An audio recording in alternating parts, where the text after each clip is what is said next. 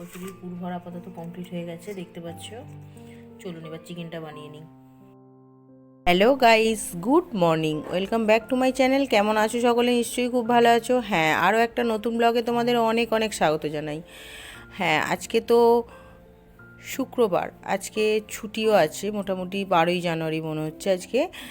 তো দুদিন ছাড়াই এখন ব্লগ আসছে, তোমরা চিন্তা করো না, পারফেক্ট ব্লগ দিতে পারছি না।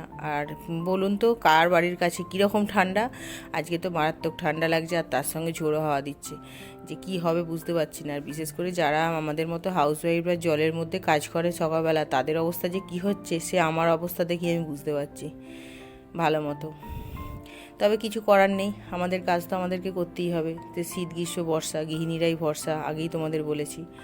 তো চলুন, এইসব কাজকর্ম তো করছি, আর ছাদে তো উঠতেই হবে। প্রচণ্ড হাওয়া দিচ্ছে, রোদ্দুরটাও আছে, কিন্তু রোদ্দুরটা গায়ে লাগছে না সেভাবে এখন। আর একটু দুপুর হলে হয়তো রোদ্দুরটা পারফেক্ট হবে আর গায়ে লাগবে।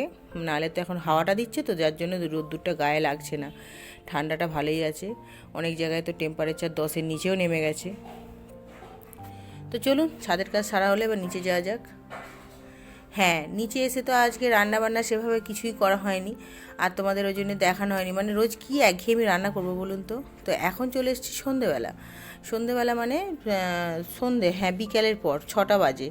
তো একটু চিকেন এনেছি, দেখতেই পাচ্ছ আমি চিকেনটা ম্যারিনেট করে নিচ্ছি। আদা রসুন পেস্ট তো আমি মোটামুটি সারা সপ্তাহ করে রাখি, তোমরা জানো, একটা জায়গায় কন্টেনারে।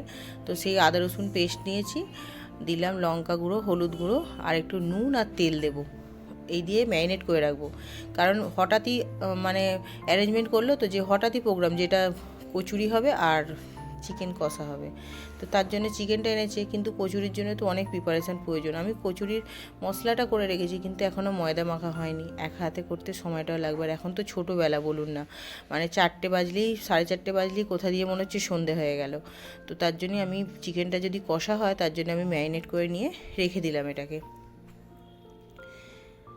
তো এটা রেখে দিয়ে আমি এখন ময়দা মাখতে চলে এসেছি। হ্যাঁ, আর কচুরি আমি সম্পূর্ণ ময়দার করব না, আটা ময়দা দুটো মিক্স করে করব, কারণ শুধু ময়দার আমরা খাই না, তোমরা জানো। আর আটা ময়দা নিয়েছি, একটু খাবার সোডা নিলাম, অল্প নুন নিয়েছি, আর একটু চিনি, যেটা আমার মা ঠাকুমারা বলে এসেছে একটু চিনি দিলে ওটা টেস্ট হয় ভালো। আর দিয়ে দিলাম বেশ খানিকটা তেল, মানে যেটা খাস্তা করার জন্য।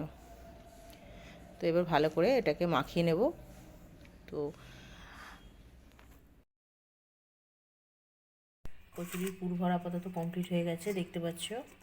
চলুন এবার চিকেনটা বানিয়ে নিই। আগেই তো আমি ম্যারিনেট করে রেখেছি, তোমরা দেখেছো। আর এখন এখানে কেটে নিয়েছি আলু, পেঁয়াজ, টমেটো, কাঁচা লঙ্কা। তো চলুন চিকেনটা বানিয়ে নেওয়া যাক।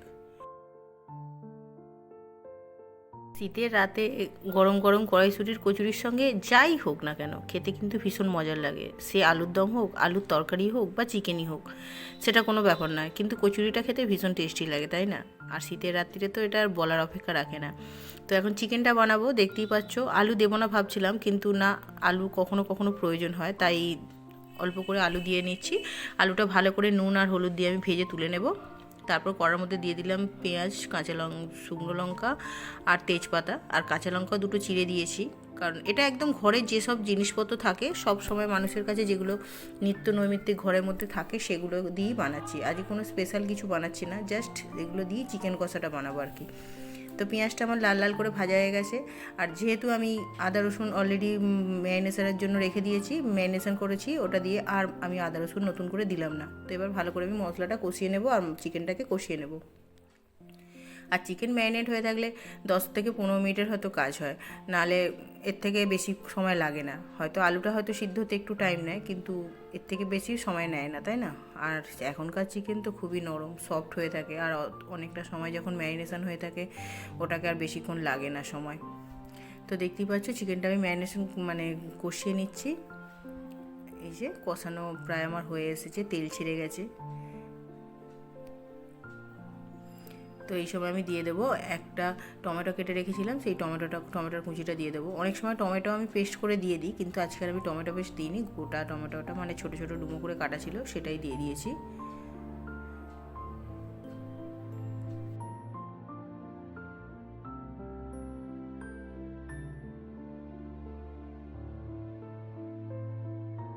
তো চিকেন কষানো আমার হয়ে গেছে, দেখতেই পাচ্ছ। এবার আমি দিয়ে দেবো এর মধ্যে আলু আর একটু জল দিয়ে দেবো, কারণ সিদ্ধ হওয়ার জন্য। আলুগুলো সিদ্ধ হবে, চিকেন তো অলরেডি আমার সিদ্ধ হয়ে গেছে, তাই আলুগুলো, ভেজে রাখা আলুগুলো আমি তুলে দিলাম।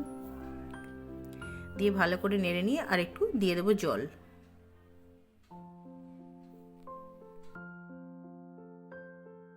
তো এদিকে চিকেন আমার রেডি হয়ে গেছে। আর এদিকে দেখেছো তোমরা, আমি কচুরির পুরটা ভরে নিয়েছিলাম ডোটার মধ্যে, ময়দার ভিতরে। তো আমি এখন কচুরিগুলো বেলে নিচ্ছি। হ্যাঁ, একা করতে একটু অনেকটাই সমস্যা হয়, কিন্তু কিছু করার নেই, মানে অল্প অল্পভাবে করে নিই। একবার করে নিই, একবার গ্যাসটা অফ রাখি, এরকমভাবেই হয়। তো একবার করে নিয়েছি, তারপরে কিছুটা আবার করে নিচ্ছি, কারণ হেল্পিং হ্যান্ড যদি না থাকে এগুলো করতে কিন্তু একটু সময় সাপেক্ষ আর একটু কষ্টকরও হয়, একার ওপর অনেকটা চাপ পড়ে যায়। কিন্তু কিছু করার নেই, যেটা আমাকে করতে হচ্ছে, কেউ হেল্প করার নেই, আর কি করব বলুন। তো চলুন, আপাতত কচুরিগুলো বেলে নিয়েছি, আর বাকিটা এখন ভেজে নেব।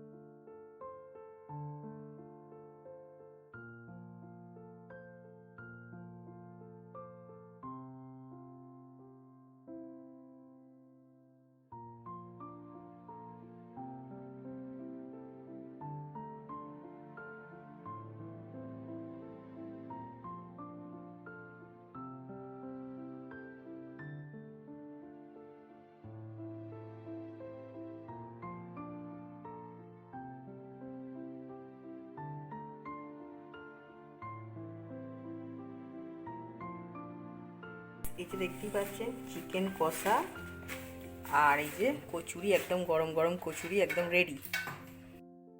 তো গাইস, কচুরি আর চিকেন কষা তো খাওয়া হয়ে গেছে অলরেডি। একজন শুয়েও পড়েছে, দেখতেই পাচ্ছ, মশারিপত্র লাগিয়ে নিয়েছি। আর যা ঠান্ডা পড়েছে, যতক্ষণ না ব্ল্যাঙ্কেটের মধ্যে মানে পৌঁছতে পারছি, ততক্ষণ ভালো লাগছে না।